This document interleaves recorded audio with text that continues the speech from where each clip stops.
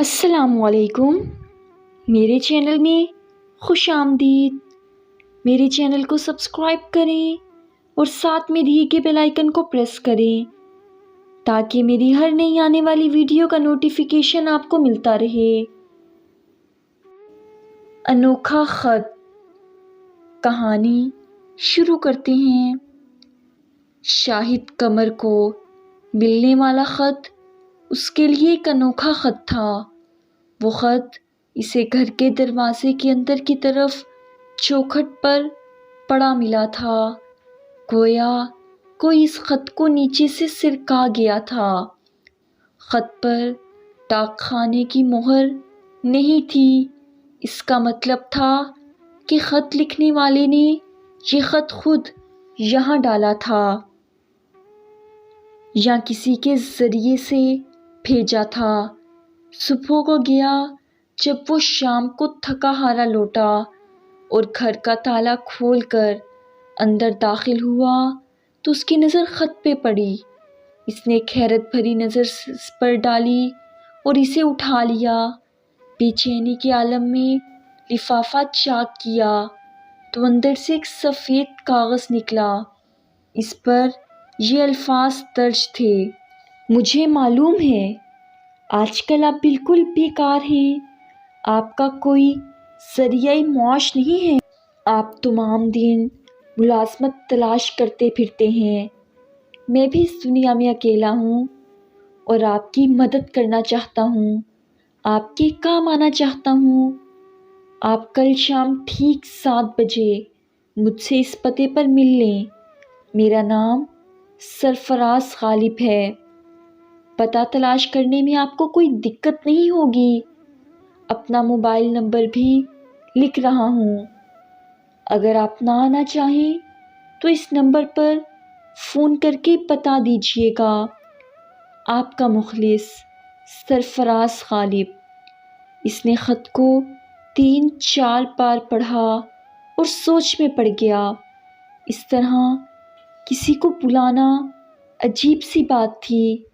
شاید وہ شخص کوئی غیر قانونی کاروبار کرتا ہے، تبھی تو اس نے یہ پراسرار انداز اختیار کیا ہے، ورنہ آج کے دور میں ملازمتوں کے لیے اخبارات میں اشتہارات دیے جاتے ہیں اور ملازمت کے خواہش مند لوگوں کی لائنیں لگ جاتی ہیں۔ اگر وہ کوئی غیر قانونی کاروبار کرتا ہے تو کیا میں اس کے پاس ملازمت کر سکتا ہوں؟ جواب میں اس کا سر خود بخود نہیں میں ہل گیا۔ اس کی والدہ نے اسے ایک ہی بات سکھائی تھی: حرام روزی نہ کمانا، صرف حلال کھانا۔ حلال کھانا بے شمار مصیبتوں سے بچاتا ہے اور آخرت میں حلال روزی کھانا کام آتا ہے۔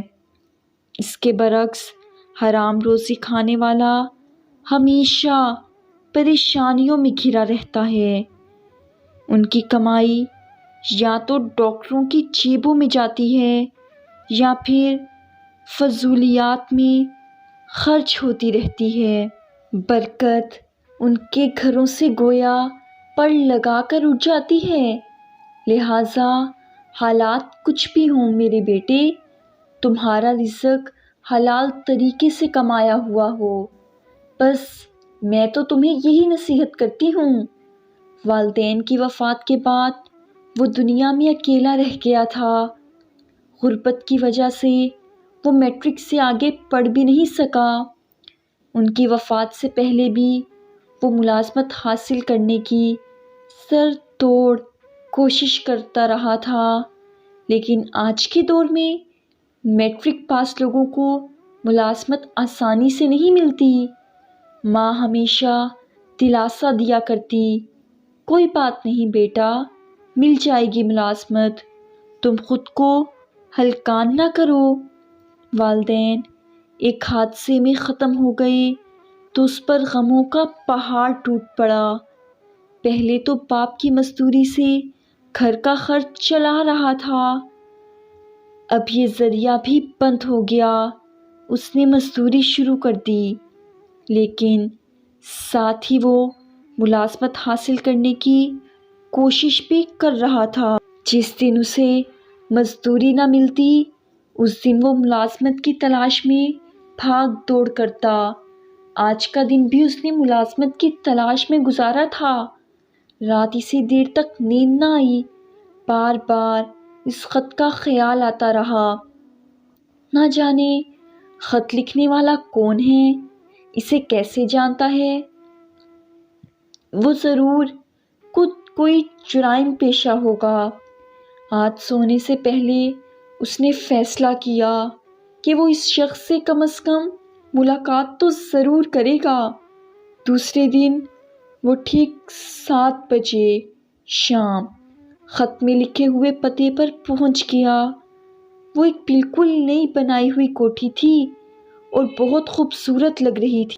گھنٹی کا بٹن دباتے ہوئے اس کا دل زور سے دھڑکا۔ جلد ہی ایک ملازم باہر نکلا۔ اس نے پہلے تو اس کا سر سے لے کر پیر تک جائزہ لیا، پھر بولا، جی فرمائیے، مجھے سرفراز غالب صاحب سے ملنا ہے۔ میرا نام شاہد قمر ہے، مجھے ان کا پیغام ملا ہے۔ او اچھا، آپ میرے ساتھ آئیں۔ ملازم اسے دروازے کے اندر لے آیا۔ دروازے کے دونوں طرف خوبصورت باغیچے لگائے گئے تھے، گھاس پر کرسیاں موجود تھیں۔ آپ بیٹھیں، میں صاحب کو بتاتا ہوں۔ یہ کہہ کر ملازم چلا گیا۔ جلد ہی ملازم واپس آتا نظر آیا۔ آئیے، اس نے کہا۔ ملازم کے ساتھ چلتا ہوا وہ ایک کمرے میں داخل ہوا۔ اندر ایک خوبصورت سا آدمی بستر پر نیم دراز تھا۔ وہ اسے دیکھ کر سیدھا ہو کر بیٹھ گیا۔ آئیے تشریف رکھیے۔ پھر بشیر سے کہا، بشیر تم جاؤ اور خانسامہ سے چائے کا کہہ دو۔ جی اچھا، ملازم یہ کہہ کر چلا گیا۔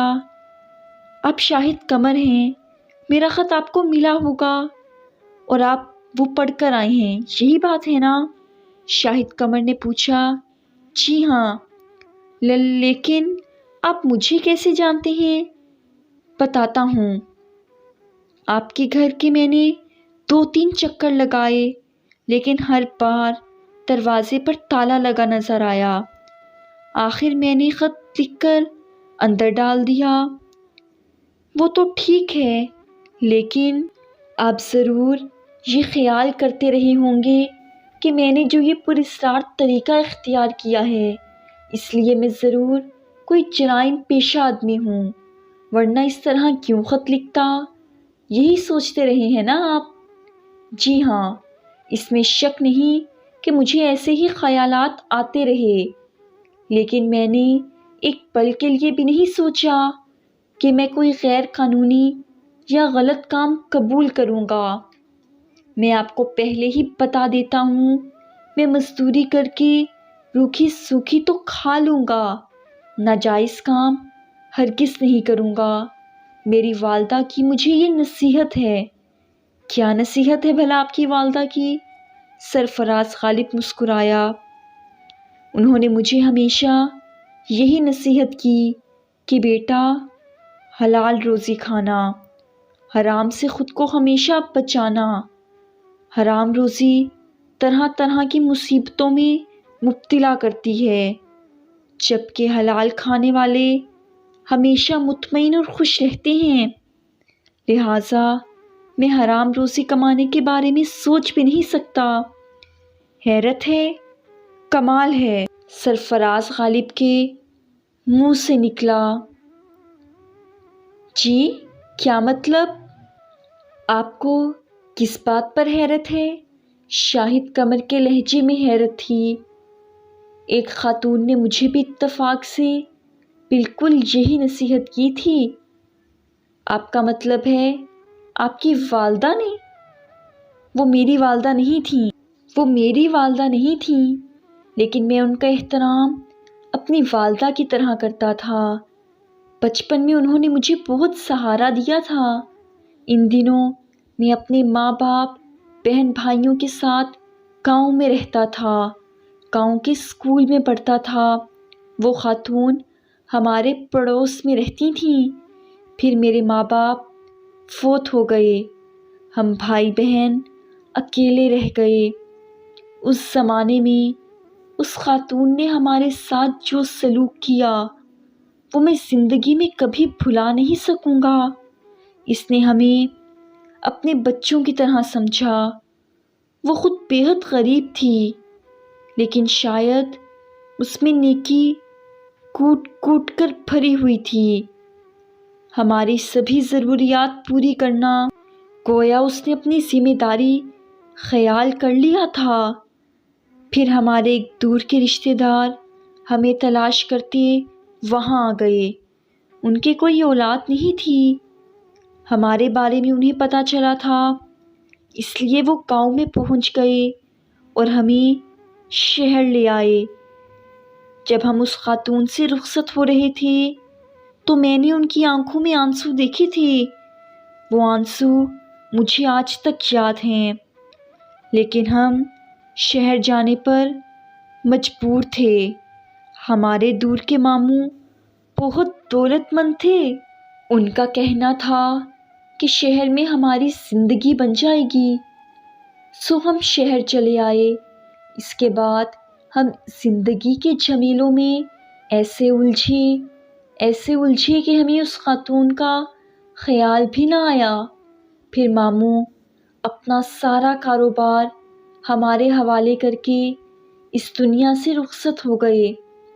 اب جب کہ ہم لوگ ہر چیز کے مالک بن گئے تو مجھے اس خاتون کی یاد آئی۔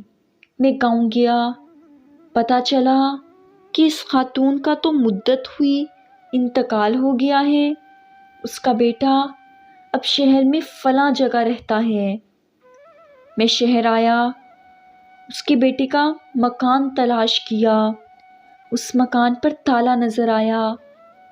میں نے آس پاس کے لوگوں سے اس کے بارے میں پوچھا۔ اس کے حالات معلوم ہونے پر میں رو پڑا۔ جس خاتون نے ہمیں پالا پوسا تھا، ہمیں ماں باپ کی کمی تک محسوس نہ ہونے دی، آج اس کی اپنی اولاد مزدوری کرتی پھر رہی تھی۔